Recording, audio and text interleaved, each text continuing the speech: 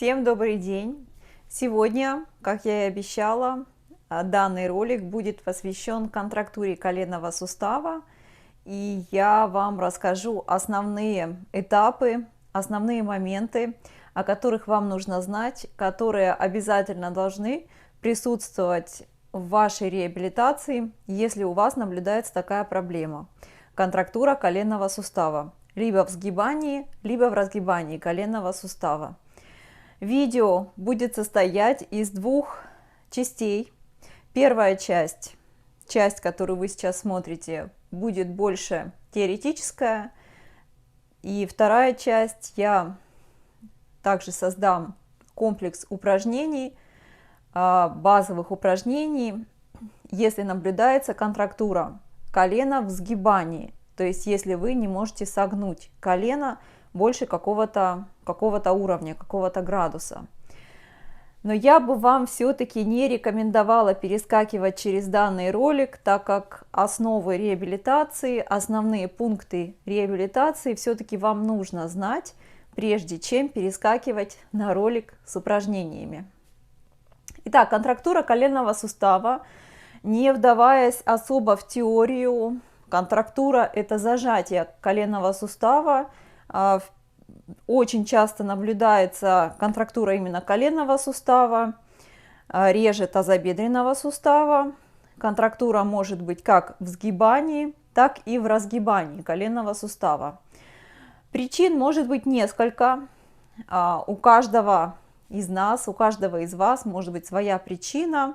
К основным причинам относятся затвердение коленного сустава еще до операции. Предположим, у вас был артроз в тяжелой, в последней стадии, в третьей стадии, и у вас мышцы атрофировались, зажались, спазмировались, и у вас наблюдалась нехватка амплитуды движения еще до операции. У вас была операция, вам поменяли кость, но мышцы, связки, сухожилия, капсула остались ваши. Поэтому, если у вас была контрактура еще до операции, то после операции очень большая вероятность того, что она у вас также останется. Другая причина может быть несвоевременная реабилитация, либо неправильная реабилитация в первые несколько недель, несколько месяцев после операции. По какой-то причине вы делали, может быть, неправильные упражнения, либо реабилитация отсутствовала вообще в первой неделе, первые месяцы, скажем, где-то, наверное, месяц-полтора после операции. Колено начинает затвердевать и образуется контрактура. Еще одна из частых причин может быть связана с нервной системой. Это когда происходит спазмирование мышц на нервном уровне. Да? То есть сюда относят стресс, сюда относят любые причины, связанные с центральной нервной системой. Так как сокращение мышц у нас регулируется центральной системой, да, и если по какой-то причине контроль сокращения мышц был нарушен, то будет наблюдаться контрактура мышц, контрактура сустава. Лечение желательно, чтобы состояло из двух компонентов. Это медикаментозное лечение, как правило, оно назначается врачом. И обязательно должна присутствовать реабилитация, то есть часть упражнений. Но упражнения, они должны выполняться правильно, основываясь на те принципы, о которых я вам сегодня расскажу. Итак, план реабилитации при контрактуре всегда в первую очередь направлен на увеличение амплитуды движения коленного сустава. Я уверена, что вы знаете, в реабилитации есть несколько блоков реабилитации: амплитуда движения коленного сустава и наработка мышечной массы. Так вот, при контрактуре мы говорим об увеличении амплитуды движения коленного сустава. Либо другого сустава, но сегодня я даю пример на коленном суставе. Да? Коленный сустав, у нас амплитуда движения – это сгибание 110 градусов и разгибание 0 градусов, два движения. Если у вас наблюдается контрактура в сгибании, то у вас колено не сгибается дальше определенного градуса. Если контрактура в разгибании коленного сустава, то у вас, скорее всего, колено остается немножко согнуто постоянно, и, скорее всего, вы хромаете. Первый пункт, о котором вам обязательно нужно знать, независимо, какие упражнения вы делаете, какого плана реабилитации придерживаетесь, это то, что при контрактуре обязательно всегда нужно разогревать свой коленный сустав. Так как при контрактуре у вас мышцы спазмированы, они находятся в таком зажатом состоянии, и чтобы работать с этим суставом, чтобы был какой-то результат с наименьшей травмой для вашего сустава, нужно как следует разогреть мышцы, увеличить циркуляцию крови в этих мышцах.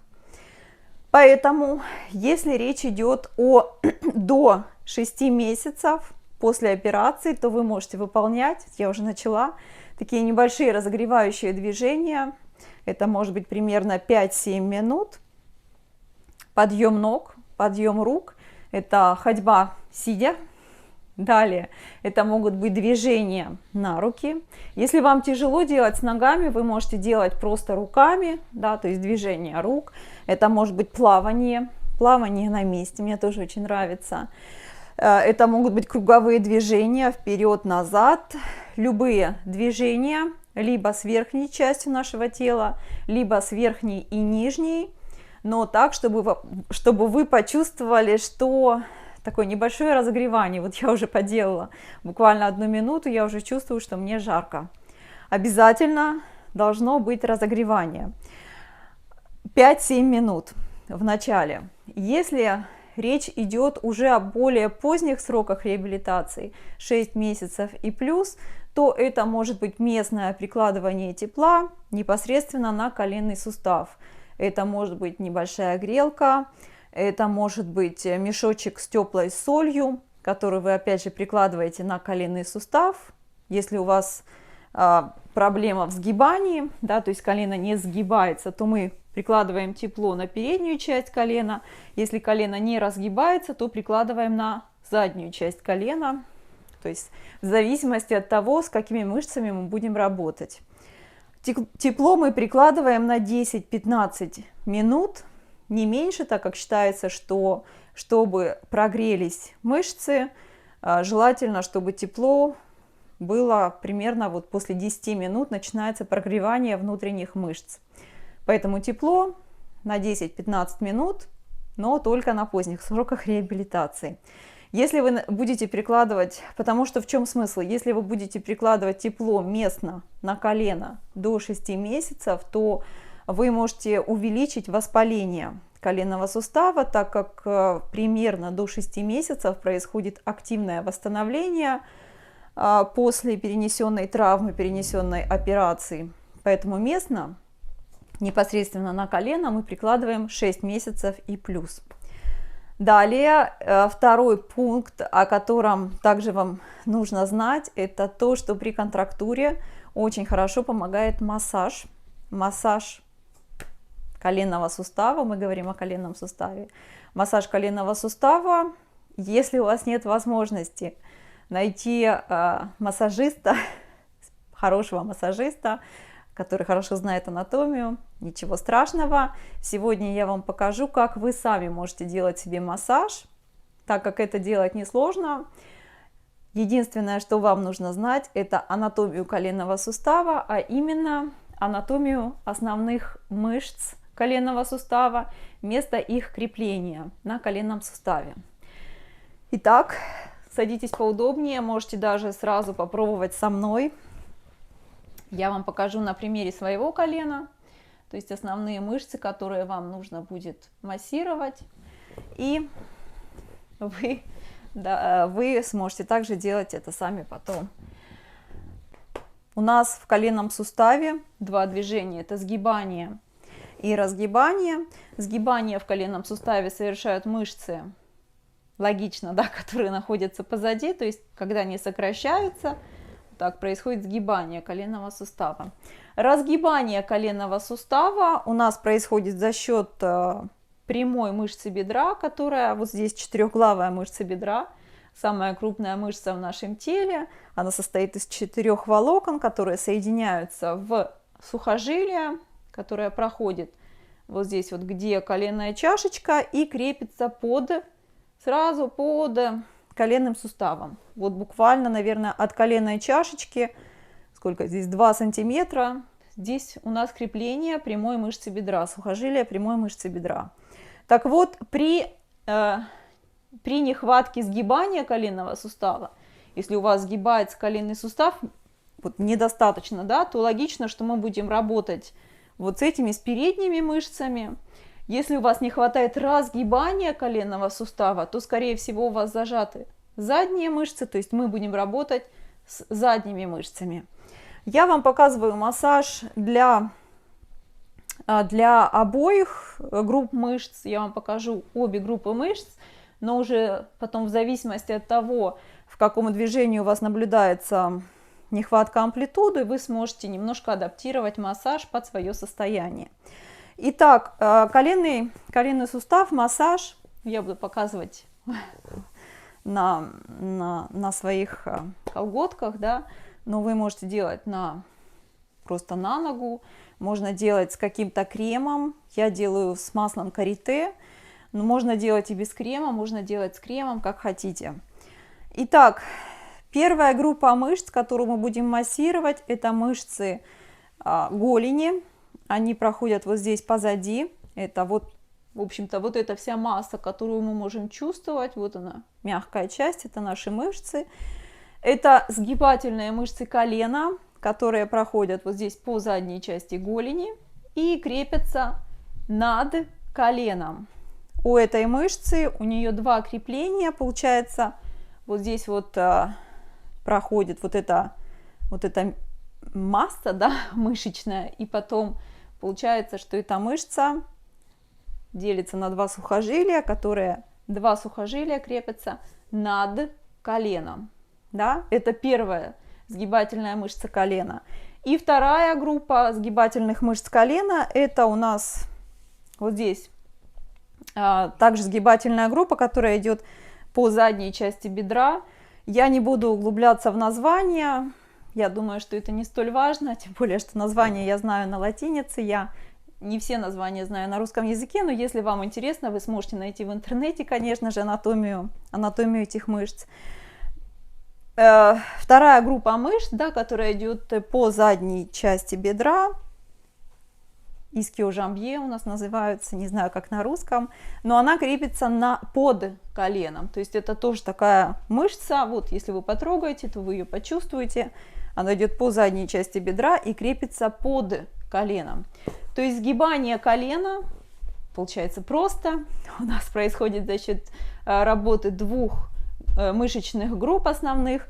Первая мышечная группа, которая идет по задней части голени, крепится над коленом, и вторая мышечная группа, которая идет по задней части бедра и крепится под коленом. То есть они вот так немножко перехлестываются в районе, в подколенной впадине.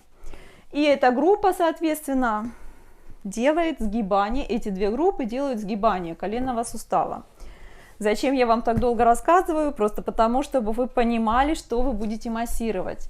Вы будете массировать, получается, начиная с голени, вот эту часть, всю мышечную часть позади. Так прям берете и пальцами массируете. Массаж мы делаем где-то примерно 10 минут. Можно делать несколько раз в день. Массируете. Далее вы стараетесь массировать в подколенной впадине. И если вы немножко согнете колено, то вы даже почувствуете 2 больших сухожилия, которые проходят вот здесь в подколенной впадине. Это как раз сухожилия сгибательных мышц колена. То есть мы массируем голень, поднимаемся в подколенную впадину, массируем вот эти, очень хорошо, если вы промассируете вот эти 2 сухожилия, которые идут по задней поверхности колена, в подколенной выемки. Далее вы проходите и стараетесь немножко подняться выше. Массируете вторую мышечную группу, которая идет по задней поверхности бедра. Промассировали, то есть этот массаж, первая часть, да, массажа, это больше для тех, у кого недостаток в разгибании коленного сустава. Что у нас здесь, по передней части колена, получается, у нас здесь основная мышца, это прямая мышца бедра, квадрицепс, которая крепится под коленом.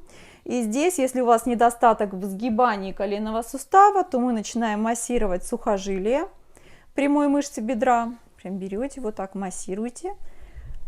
Помните, что я вам сказала, что сухожилие крепится под коленом. Даже, наверное, будет удобно, если положить небольшое полотенчико. Да, так, колено более расслаблено. Далее вы поднимаетесь и начинаете массировать уже прямую мышцу бедра.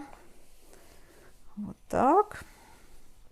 Далее 4 пальца вы массируете боковые связки. Здесь у нас идут связки латеральные, внутренняя связка и внешние связки. То есть массируете верхние, боковые связки. И также очень хорошо, если вы хорошо промассируете вот здесь сбоку.